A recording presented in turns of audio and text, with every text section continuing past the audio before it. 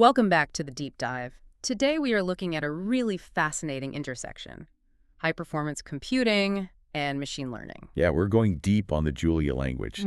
And for this, we're pulling insights from Dennis B. Hill's Julia for Machine Learning, a practical handbook. So our mission for this deep dive is pretty focused.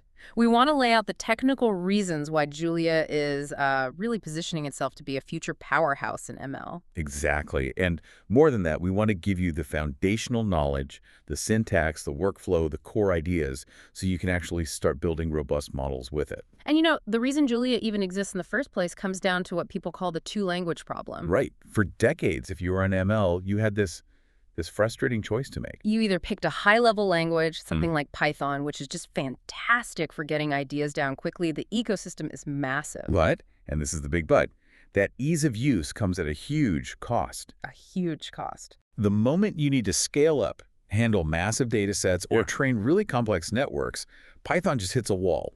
That interpreter overhead becomes a real bottleneck. So what's the other option? You jump over to the compiled low-level languages like C++ or maybe Fortran. And you get that blistering speed you need, yeah. But suddenly your development cycle slows way, way down. You're spending all your time just managing memory, writing this dense, complex code. It's not expressive at all. It's that classic trade-off, isn't it? Usability versus raw speed. And what makes Julia so elegant is that it just bridges that gap. Completely. You get this high-level syntax that feels intuitive, it's fast to write, but crucially, it delivers performance that's actually comparable to C. And this is where it gets really interesting. It achieves this high performance through a couple of key mechanisms. The first one is just-in-time, or JIT compilation. Okay, and the second one, which the source material really emphasizes, is something called multiple dispatch. Yes. This is often the concept that newcomers kind of gloss over, but it is the engine driving the whole operation. It's fundamentally different. So let's unpack that. In most languages, like object-oriented ones, when you call a function, the specific code that runs is based on the type of the first argument, that single dispatch. Julia is different. With multiple dispatches, the method that gets executed is chosen based on the types of all the arguments you pass in. Ah. So a simple plus sign, the plus operator, can behave in a highly optimized way depending on whether you're adding two integers or two giant matrices or two complex numbers. So you, as the developer, get to write this clean, high-level code, and Julia's compiler just handles all this specialized, optimized, low-level work for you under the hood. Exactly. You get that rapid prototyping without sacrificing a single bit of computational efficiency. That is the real advantage. So moving from the big picture to the workbench. If you're new to this, the first practical step is just setting up the environment. Right. And the guide really stresses that during installation, you have to make sure Julia is added to your system path.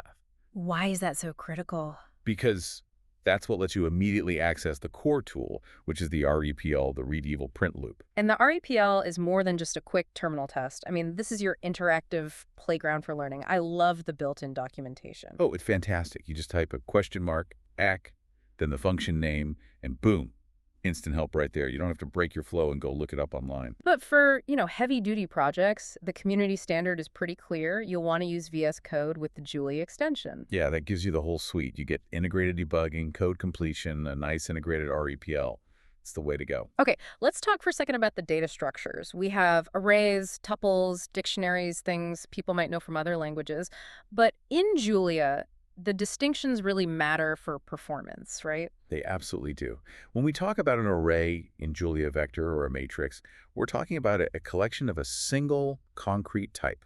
The fact that Julia knows every single element is, say, a 64-bit float is what lets the JIT compiler spit out incredibly efficient machine code for any operation you do on that array. And tuples. Tuples are ordered and, crucially, immutable. They can't be changed.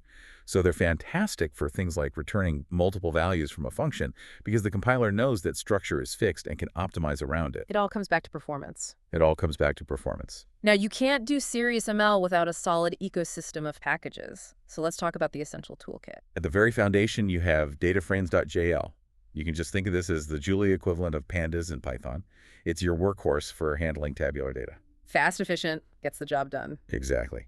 Then probably the most crucial package for general ML work is MLJ.jl. And this one provides a unified interface. Why is that such a big deal? because it lets you swap out completely different models without rewriting your whole pipeline. Yeah. You can go from, say, random forest to a support vector machine with just a couple lines of code. Yeah. It's about flexibility. And what about for deep learning? For deep learning, you're looking at Flux.jl. This is the big one. It's a powerful framework built entirely in Julia. So it inherits all those speed benefits we talked about. Right out of the box. Multiple dispatch, JIT compilation, all of it. This is where you really leverage Julia's raw speed for the most computational demanding tasks. Okay, so once the environment is set and we have the tools, the next mountain to climb is the data itself. Hill starts with that age-old rule. Garbage in, garbage out. Always. You can have the fastest language in the world, but if your data is a mess, your model will be useless. That's right. The model is only ever as good as the features you give it. So we start with data cleaning. The most common headache is always going to be missing values. So what are the main strategies there? In dataframes.jl, it's pretty straightforward. If you're missing just a tiny fraction of data, maybe less than 5%, you can often just delete those rows and move on. But if it's more than that, you can't just throw away data. No, then you have to use imputation. This is where you statistically fill in the gaps. You might use the mean or the median or the mode of that column to estimate what the missing value should be. And then there are outliers, those points that are just way off from everything else. All right, and these can seriously distort the training process. You have to identify them, maybe through visual inspection or statistical methods. The source material specifically mentions using z-scores. Can you explain why that's so useful? Certainly. A z-square just tells you how many standard deviations a data point is from the mean of its group. Okay. So if a point has a z-score of, say, 3 or more, it means it's extremely rare. It's outside 99.7% of the data. It's a standardized way to flag those extreme values really quickly, no matter what the original scale of the feature was. So once the data is clean, we move to data transformation. Why is this so important? It's crucial because algorithms are, well, they're just math. They're incredibly sensitive to the scale of numbers. If one feature ranges from 0 to 1 and another goes from 1 to 10,000, The big one is going to dominate everything. it's going to completely dominate the learning process, unfairly. So you have to level the playing field. That's what scaling and normalization do. The guide details two main methods. The first is standardization. Right, or z-score normalization. This transforms every feature so it has a mean of 0 and a standard deviation of 1. It centers the data. And the other is min-max scaling. Which is a bit simpler. It just squishes or stretches all the values in a feature so they fall into a specific range, usually 0 to 1. Both get you to the same place. No single feature dominates just because it has bigger numbers. Finally, we have to deal with non-numeric data, categorical encoding. Yep. An algorithm only understands numbers. It doesn't know what red or blue or New York means. You have to convert them. And the go-to method for this is one-hot encoding, right? It is. For every category, let's say you have 3 cities. You create 3 new binary columns. If an entry was New York, the New York column gets a 1, and the other 2 get a 0. It's a clean, efficient way to represent that information numerically. Okay, so we have the high-performance environment, we have clean, transformed data. Now we can get to the core pillars of machine intelligence that actually drive how we build a model. And we start with the most basic split. Pillar 1, supervised versus unsupervised learning. Supervised learning is like learning with a teacher. You have labeled data. You already know the right answer. Exactly. The model's job is to learn the mapping from the input to that known output. And this usually splits into 2 kinds of jobs. Classification, where the output is a category. Is this email spam or not spam? And regression, where the output is a continuous number. What will the price of this house be? And unsupervised learning is the opposite. There's no teacher. No teacher, no labels. You just have a pile of data. And the model's job is to find the hidden patterns, the inherent structure, all on its own. So this is where we see things like clustering. Right, grouping similar data points together, think customer segmentation, and also dimensionality reduction, which is about simplifying your features. Now, dimensionality reduction, something like PCA, feels especially important when we're talking about a high-performance language like Julia. Why would you use it? You use it to fight the curse of dimensionality. If you have 1,000 features, a lot of them are probably just noise or redundant. PCA finds a much smaller set of new, uncorrelated variables that still capture most of the original information. So it makes everything more efficient. Dramatically more efficient. Less training time, less noise, and often a better performing model. Which brings us right to pillar 2, the bias variance trade-off. This is So central to building models that actually work in the real world. It is. And the classic dartboard analogy is still the best way to think about it. The bullseye is the true pattern in your data. So bias is when your model is too simple. It's consistently missing the mark in the same direction. It's underfitting. It's like trying to fit a complex curve with a straight line. You've missed the underlying pattern completely. And variance is the opposite. It's when your model is too complex. You're scattering darts all over the board. Sometimes you hit the bullseye, but other times you're way off. That's overfitting. The model hasn't learned the general rules. It's just memorized the noise and the quirks in your specific training data. It won't generalize to new data at all. So the goal is always that sweet spot. Low bias, low variance. But they work against each other. It's a constant balancing act.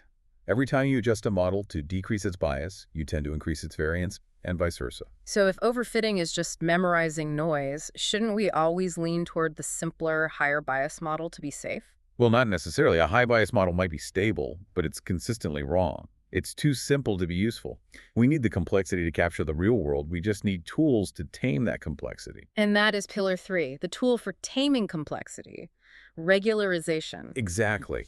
This is the mechanism we use to prevent overfitting. It works by adding a penalty to the model's loss function based on the size of its coefficients, So if a coefficient gets really large, the model thinks that feature is super important. which is often a sign of overfitting. So the penalty term forces those coefficients to shrink, reducing the model's reliance on any single feature. The guide highlights 2 main types. First is L1 regularization, or lasso. And the way to remember this one is that L1 adds a penalty based on the absolute value of the coefficients. And this has a really unique effect, It right? has a powerful effect. It can shrink the coefficients of unimportant features all the way down to exactly 0, so it automatically performs feature selection for you. It literally throws out the noise. Then there's L2 regularization, or ridge. Ridge adds a penalty based on the square of the coefficients. It also shrinks them towards 0, but it very rarely forces them to be exactly 0. So it keeps all the features, but just reduces their influence. Right. You'd use ridge if you think all your features are probably relevant, but you just want to reduce the model's overall complexity and make it more stable. It's a smoother approach. So, to synthesize all this, Julia gives us that raw, high-performance foundation. And this deep dive has given us the workflow, the setup, the data prep, and this crucial conceptual framework around bias, variance, and regularization. And that's the knowledge that takes you from just being a user of models to a real practitioner who understands what's happening under the hood. Absolutely. And the handbook makes it clear that the full ML journey goes way beyond just training one model. It talks about advanced topics that really need Julia's performance. Like complex ensemble methods, things like XGBoost or LightGBM, and then the whole other world of model deployment and serving. But the source material ends on a really important note. It's not just about speed and accuracy. No, it's not. The book specifically pairs chapters on code optimization and performance tuning right next to ethical considerations in machine learning. And that's the final thought for you to take away. The ultimate question for anyone using a language as powerful as Julia isn't just how fast your model runs. It's how responsibly you wield that speed and that complexity, especially when your model starts impacting the real world.